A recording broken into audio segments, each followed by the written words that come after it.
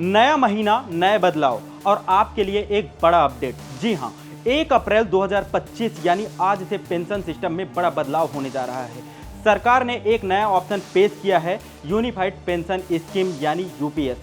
क्या है ये स्कीम, किन सरकारी कर्मचारियों को मिलेगा फायदा और एनपीएस बनाम यूपीएस में कौन सा ऑप्शन रहेगा बेस्ट, जानेंगे सब कुछ। तो वीडियो को पूरा देखें और अंत तक हमारे साथ बने रहें। तो सबसे पहले यूपीएस यानी यूनिफाइड पेंशन स्कीम का ऐलान जनवरी 2025 में किया गया था और ये 1 अप्रैल 2025 से लागू हो गया है। ये खास तौर पर उन केंद्रीय कर्मचारियों के लिए है जो पहले से ही एनपीएस में रजिस्टर्ड हैं। अब उनके पास एक नया ऑप्शन होगा, एनपीएस या यूपीएस में से एक को चुनने का। अब बात आती है सबसे बड़े सवाल, आखिर ये यूपीएस क्या है। यूनिफाइड पेंशन स्कीम के तहत अब केंद्रीय कर्मचारियों को एक निश्चित पेंशन दी जाएगी जो कर्मचारी के रिटायरमेंट के पहले के आखिरी 12 महीने की एवरेज बेसिक सैलरी का 50% होगा।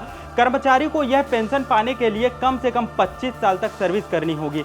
वहीं अगर कर्मचारी की मृत्यु हो जाती है तो परिवार को भी एक निश्चित पेंशन मिलती रहेगी जो उसे मिलने वाली पेंशन का 60% होगा। इसके अलावा मिनिमम एश्योर्ड पेंशन भी दिया जाएगा, जिसका मतलब है कि जो लोग 10 साल तक नौकरी करते हैं तो उन्हें कम से कम 10,000 रुपए की पेंशन मिलेगी। अब सबसे दिलचस्प बात, सरकारी योगदान कितना होगा, तो चलिए ये भी जान लेते हैं। एनपीएस में अभी तक सरकार कर्मचारियों की बेसिक सैलरी का 14% योगदान देती थी, लेकिन यूपीएस में ये बढ़कर 18.5% कर दिया गया है। यानी ज्यादा सरकारी योगदान ज्यादा फायदे।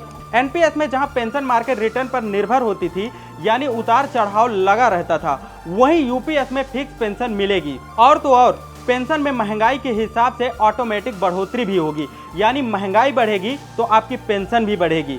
तो आखिर एनपीएस और यूपीएस में कौन बेहतर है, ये भी जान लेते हैं।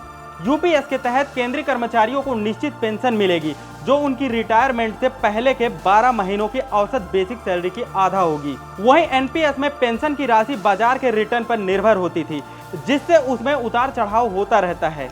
यूपीएस और एनपीएस दोनों में सरकारी कर्मचारियों को वेतन का 10% योगदान देना होगा, लेकिन सरकारी योगदान की बात करें तो एनपीएस में 14% कंट्रीब्यूशन था, लेकिन यूपीएस में 18.5% होगा।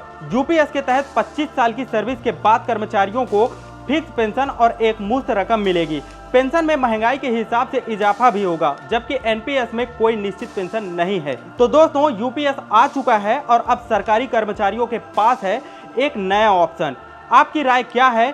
क्या आपको लगता है कि यूपीएस एनपीएस से बेहतर है या आप अभी भी एनपीएस को ही सही मानते हैं? कमेंट में बताइए। नमस्कार।